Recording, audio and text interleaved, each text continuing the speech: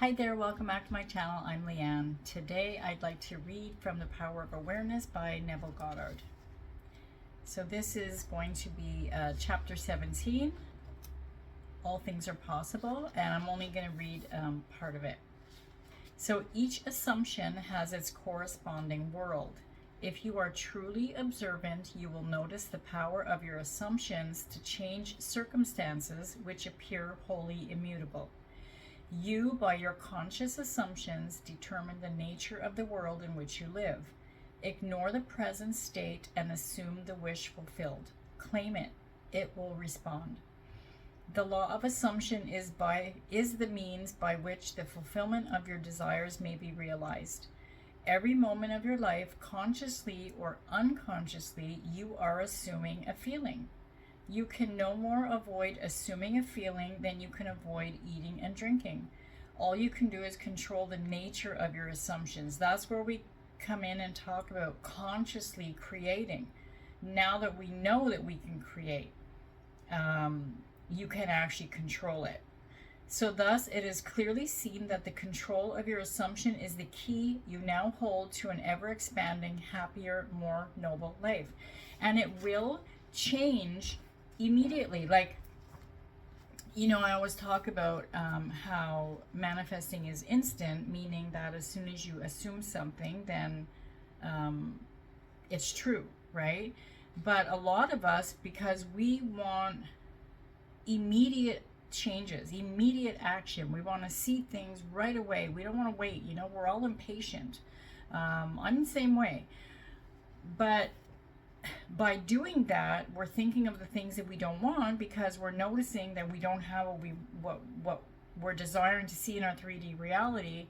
And so we're just shifting back into that old state of lack. But if you stick with your assumptions and if you stick to your assumptions and you are consciously aware of where your thoughts are going, then you can actually control things and you're going to feel more in control. Actually, when I first started on my manifestation journey, I really felt out of control. I felt like I had to just try too hard all the time. I had to I felt like I have to say all the affirmations, I have to do all the visualizations, but it was coming from a place of lack, a place of where I felt like if I did these things enough, then I'm going to get what I want. But that's really not how it works. The reason why, like when I mentioned about doing the processes, is to help you to learn how to get into that repetitive feeling and assumption. You're kind of like reminding yourself. So like if you're saying affirmations like I am successful, you're kind of just reminding yourself that yes, that is who you are. So when you start really believing in it and declaring it, then you're going to see things changing around you. That's going to show you that you are that successful person that you wish to be. I hope that makes sense. But if you're going to flip-flop, like I talk about often, and we all do it, myself included, but if you flip-flop, then it's like you're just changing states, back and forth, like you're just confusing yourself that you don't know what you want. I heard some people talk about, like on other channels, like let's say you're wanting to manifest money. They talk about mentioning a specific amount of money, right? Because if you just say I want money, well, you can end up finding $1 on the street, but to yourself you're like, well, that's not what I meant. So you kind of have to be a little bit specific. But I wouldn't say focus on the amount of money. Like you can, like you can write down, I now make $10,000 a month if you want. But to me, I find it more, I guess, easier because you're not like it's not set in stone, you know, that, okay, it has to be this specific amount or nothing, you know, because then, for me anyways, I find it can cause like some resistance, some kind of ill feeling that, oh, you know, there's no way I really make $10,000 a month. But for me, I find it easier when I think of what I would do with that money. Like, why do I want that $10,000 a month, you know? Is it because I want to get a bigger place? Is it because I want to put a down payment on a house? Is it because I want to help my loved ones?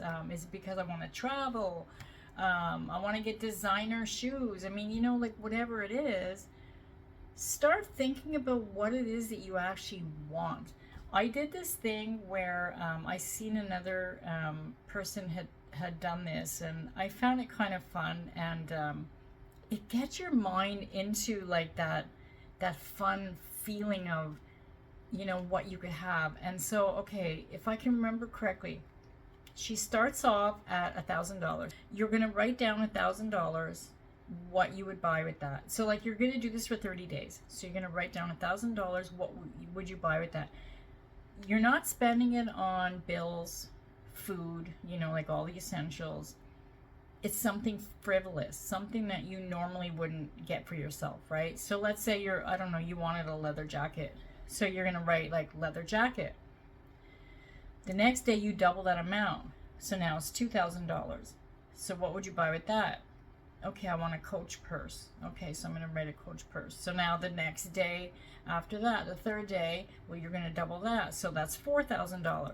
Write what you want. And then so on and so on and so on. And you end up like, I don't even remember the amount that it comes up to, but it's like, I don't know, like $1 billion and something.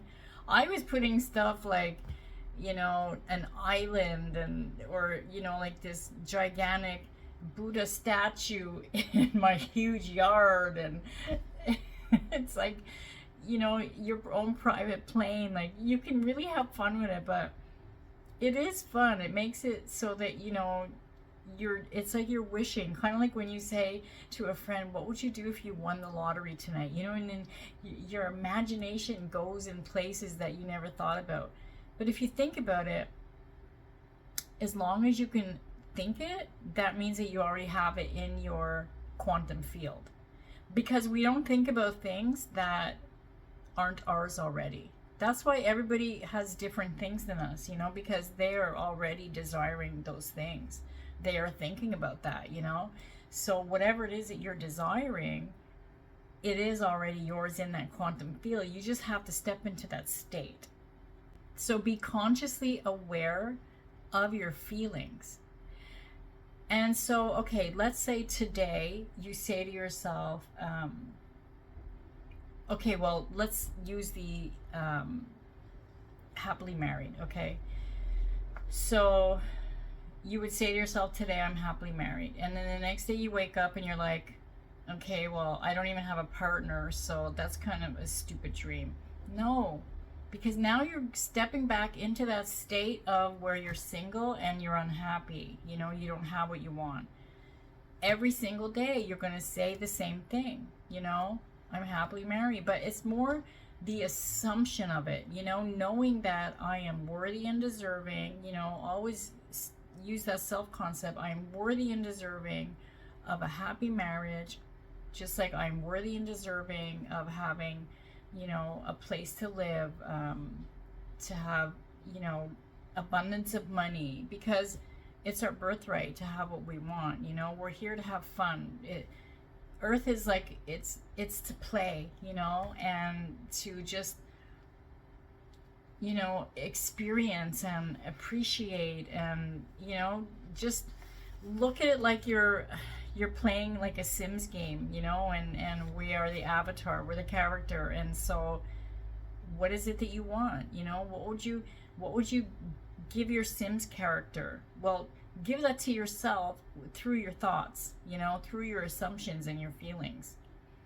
But anyways, Power of Awareness, Neville Goddard. It's a short little book, but there's so much power in his words that he puts in, you know, in his writings.